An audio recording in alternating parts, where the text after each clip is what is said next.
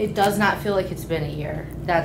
I mean, I feel like maybe it's been 4 or 5 months. In the strangest way, it's the longest year of my life, but it's also flown by. It's been really tough, obviously.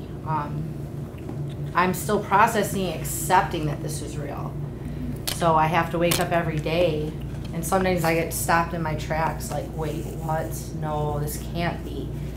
That's still happening, so that's not even a completed process. So it's very tough. It's tough emotionally. It's tough to get anything done, to be a functional person. I'm not going to be a functional person for a few years. You know, that part's been very hard for me.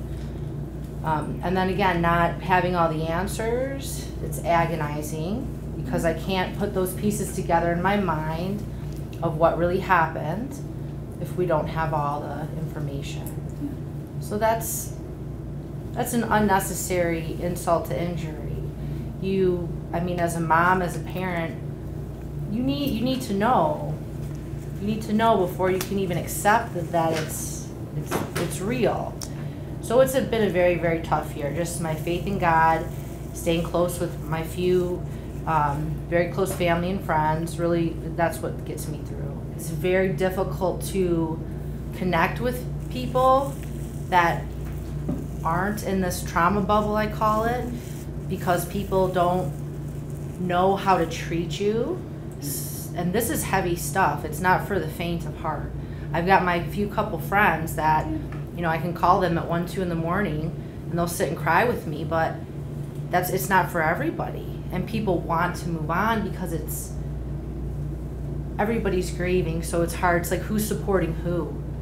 You know, so I'm not the same person. I'm not the same person. I used to be super social, bubbly. I loved concerts. I loved huge crowds. I don't like crowds anymore. You know, I have a lot of trauma. I have a lot of fear with just being out in public. You know, your sense of security is ripped away from you. I think before, I mean, I grew up in Detroit. Never really felt afraid. I had my own 2 feet. I had my wits about me, right? But when something like this happens to these 4 beyond loving, innocent children, it really is hard mentally. Well, where are we safe? What did they do to deserve this? Nothing. I mean, if you look at their profiles and the things that have been said about these kids, they're all very similar in the fact that they were the givers. They were the uplifting ones. They were the ones that made you laugh. Like, so it's very hard. You can't make sense of it, and you'll never make sense of it. And it shouldn't happen. So just having to process all that. I'm not even done processing or accepting any of that. So like Sherry said, similar, it's just day to day. You wake up and you try and do your very best. You know, we can all be like Justin because that's free. You can go out of your way to brighten someone's day. Hugs are free. You can check on your neighbors. You can check on your friends, especially around the holidays. This is a hard time, you know, for people. Many people have lost loved ones around the holidays. It makes it really hard. So just be that light. And I think the takeaway from Justin, he was a giver, and I've never seen a happier person. He didn't feel sorry for himself. He was grateful, and he gave. And I think that energy flowed through him. And he just was so happy. Never complained. You know, had multiple jobs, great student, great athlete.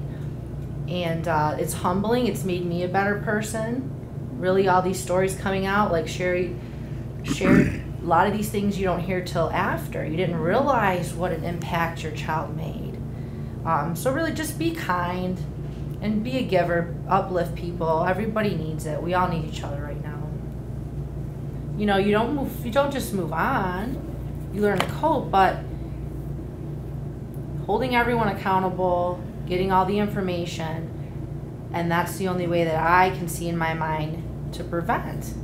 I don't want anyone else to ever have to go through this.